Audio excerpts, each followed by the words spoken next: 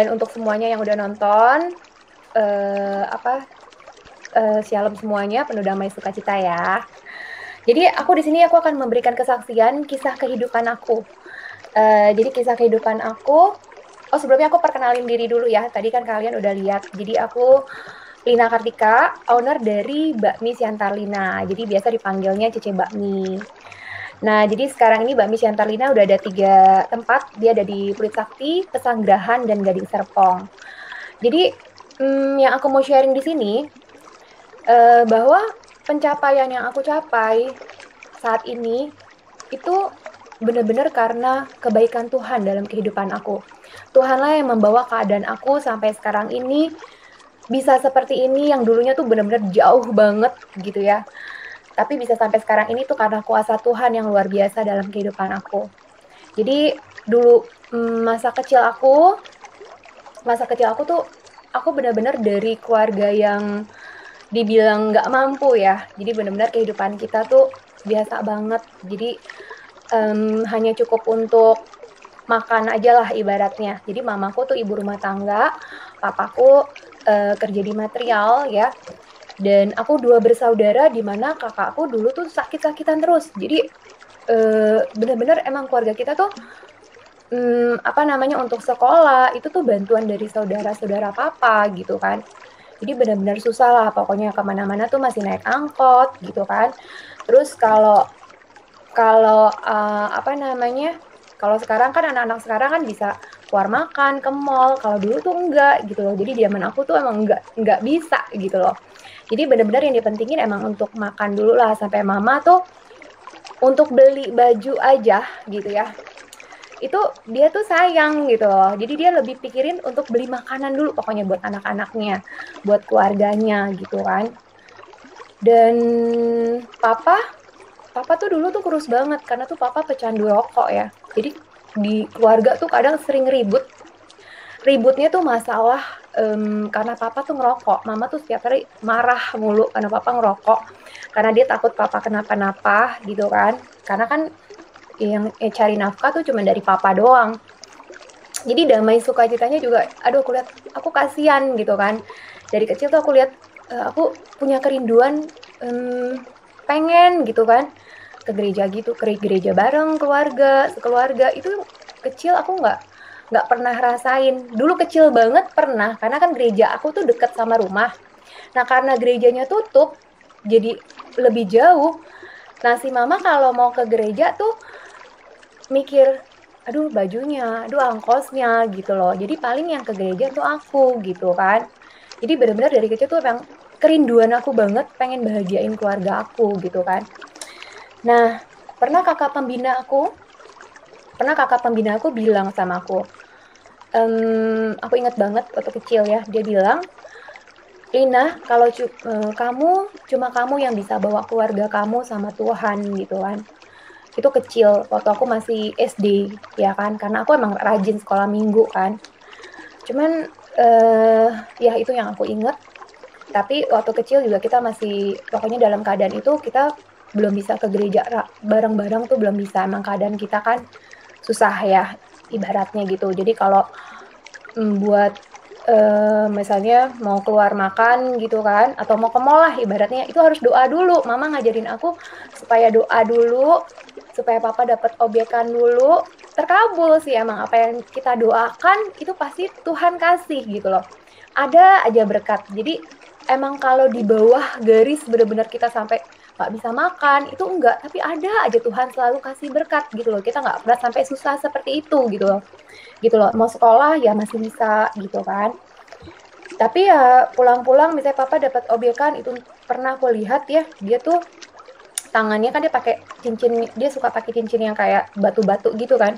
Jadi tangannya tuh kena kaca, ketimpa kaca, itu tuh masuk ke dalam. Dan itu benar-benar aku tuh sedih banget gitu loh ngelihat perjuangan orang tua aku tuh yang luar biasa gitu loh untuk mereka menafkahi keluarganya gitu. Nah, mama aku juga pintar masak ya.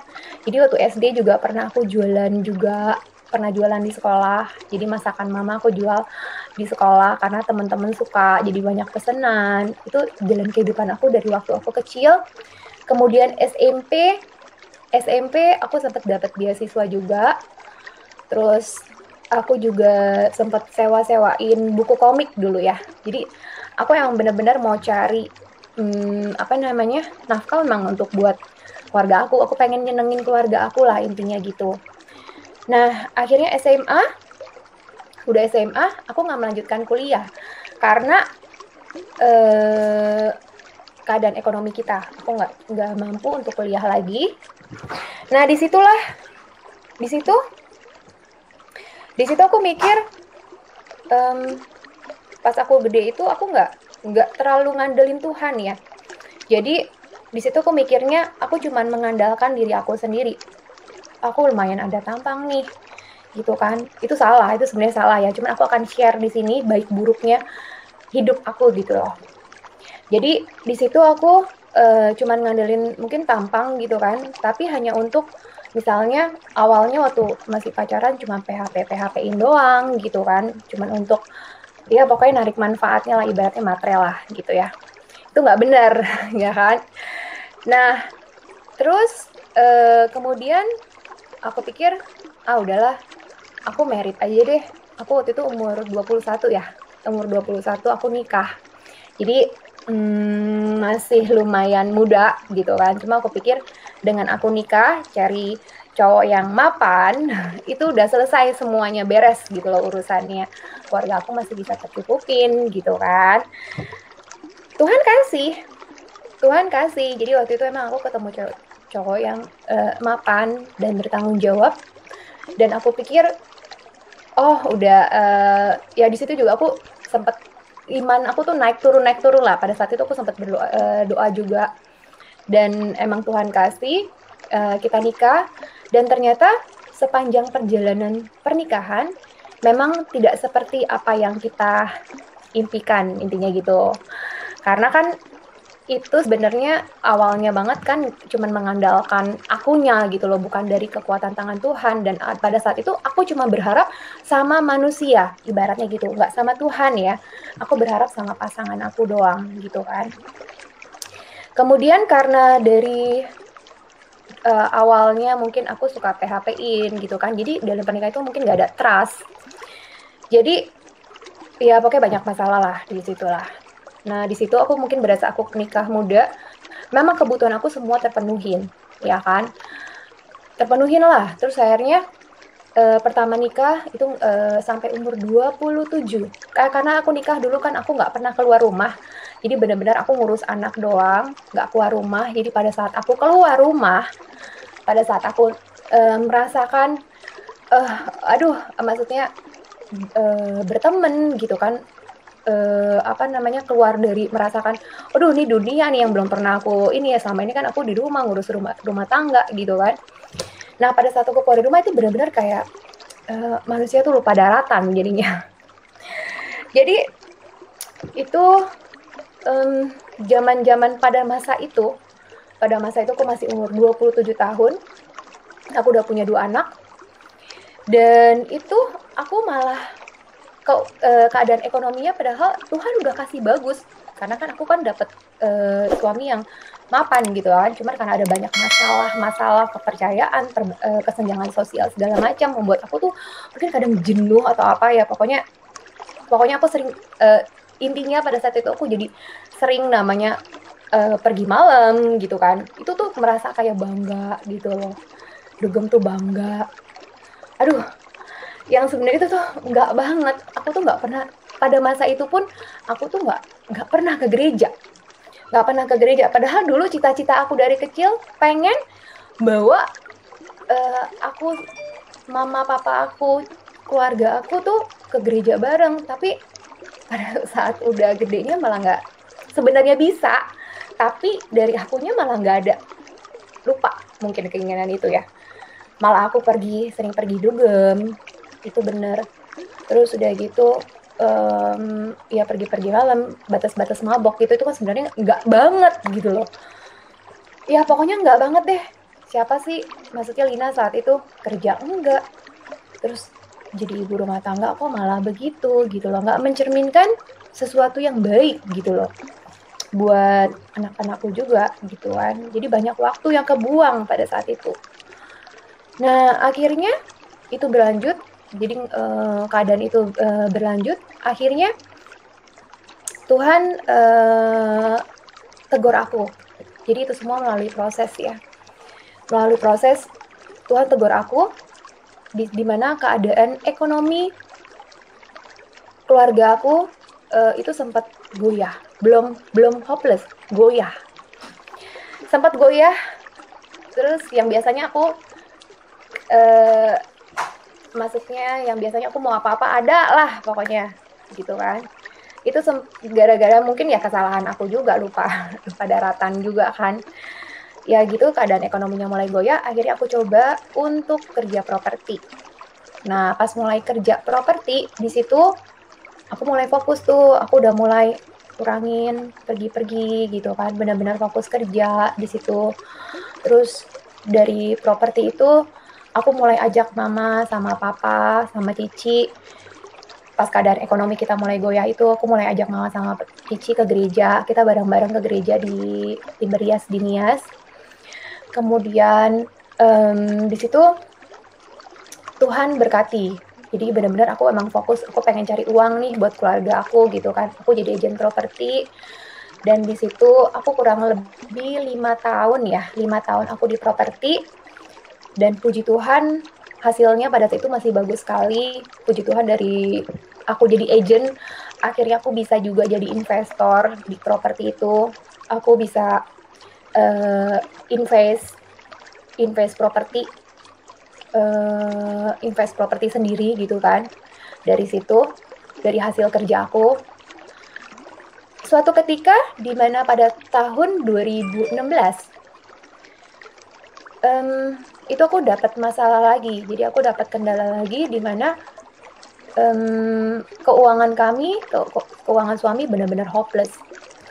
Jadi benar-benar hopeless dan pada saat itu properti sempat down.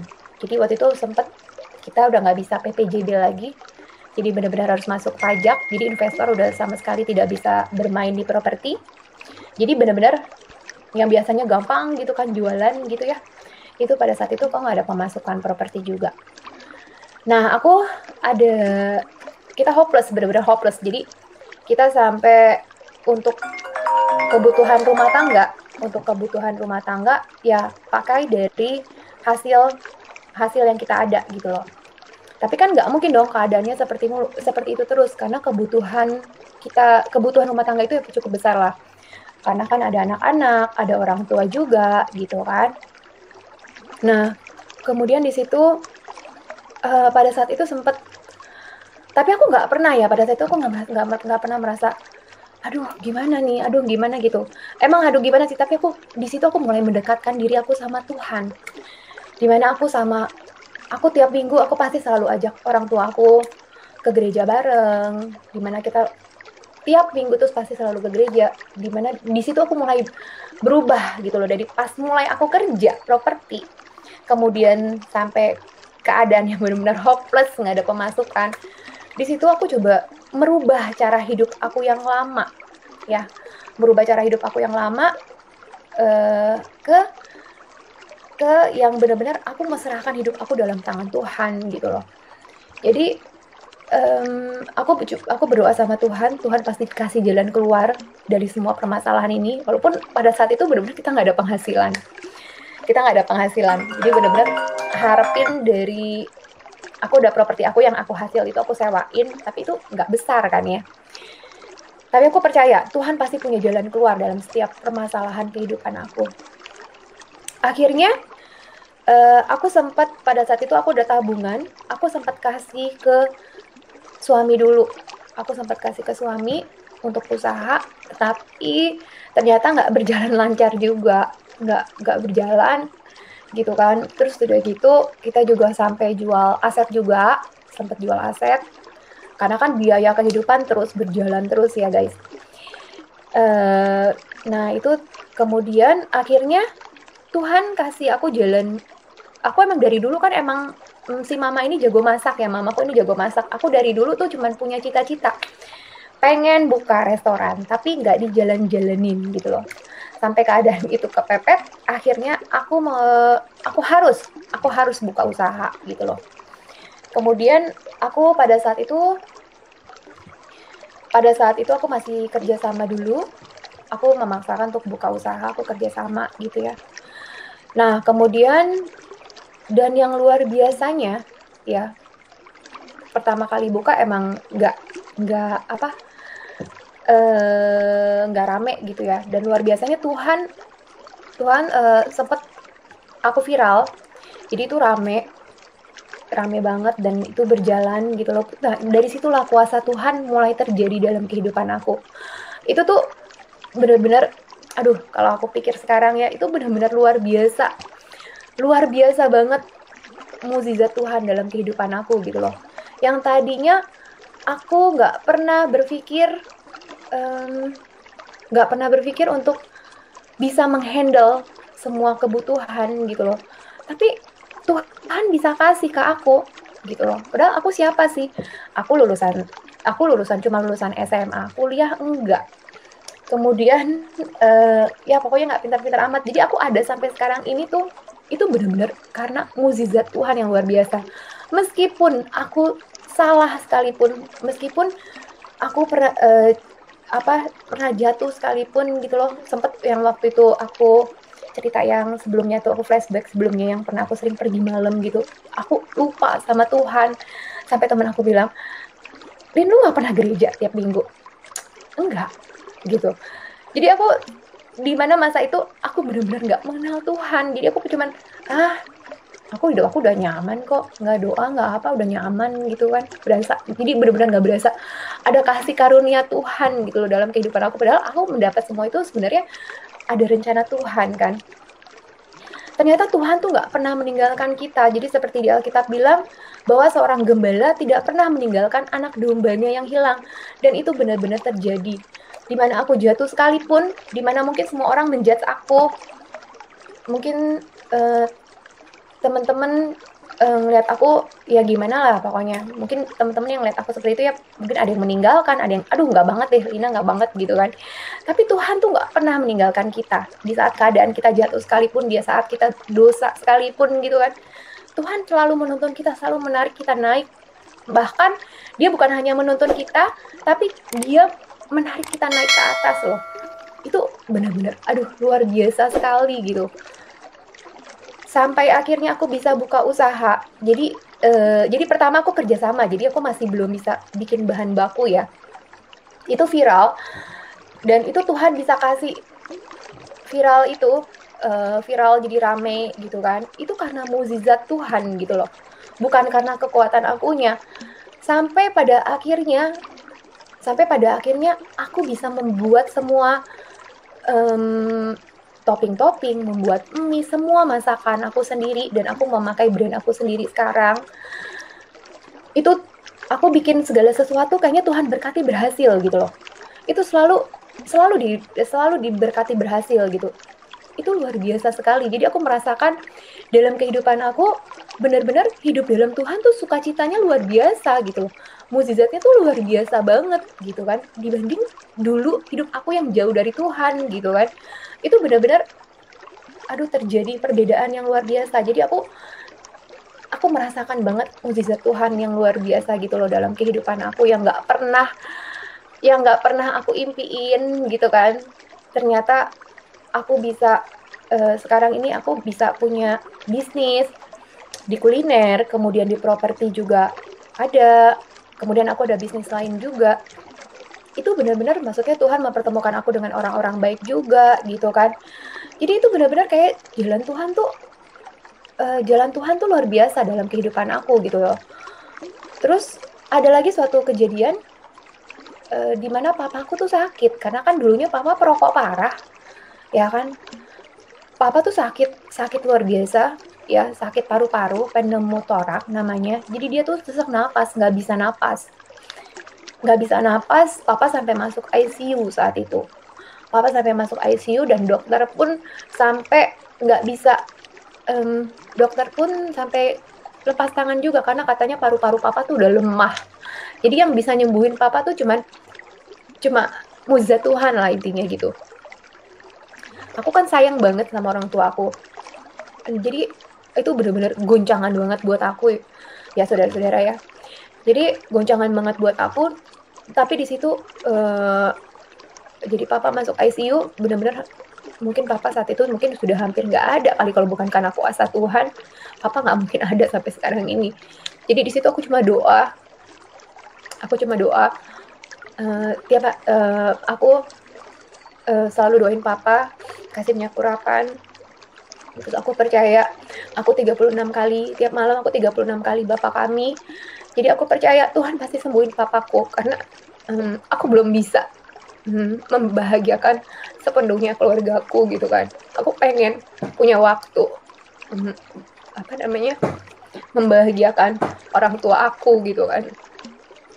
Jadi tapi akhirnya puji Tuhan itu luar biasa banget. Itu papaku tuh sembuh, papaku ada sampai sekarang ini dan tuh sehat luar biasa tanpa ada tanpa ada operasi paru-paru, tanpa ada pengeleman paru-paru juga. Papa bisa, jadi ada rencana Tuhan gitu loh. Tiba-tiba selangnya papa lepas, kan harusnya papa saat itu hari itu mau dilem paru-parunya. Tapi selangnya lepas dan ternyata paru-paru papa tuh udah mengembang sampai sekarang. Dan papa tuh luar biasa sehat banget sekarang. Jadi tiap pagi dia masih bisa olahraga dan sempat aku ajak jalan-jalan juga. Itu benar-benar mukjizat Tuhan. Jadi mukjizat Tuhan itu baik banget. Tuhan itu baik banget. Jadi apapun keadaan yang kita alami sekarang ini, apapun keadaan saudara, mungkin saat ini saudara dalam keadaan yang jatuh sekalipun, mungkin terpuruk sekalipun, kita percaya deh, kita punya Tuhan yang luar biasa, yang mampu mengubah segalanya yang mustahil menjadi nyata. Kita cukup berdoa sama Tuhan, serahin semua sama Tuhan, dan itu akan terjadi dalam kehidupan saudara yang benar-benar mengasihi Tuhan Yesus dan benar-benar mau menyerahkan hidup kita dalam Tuhan.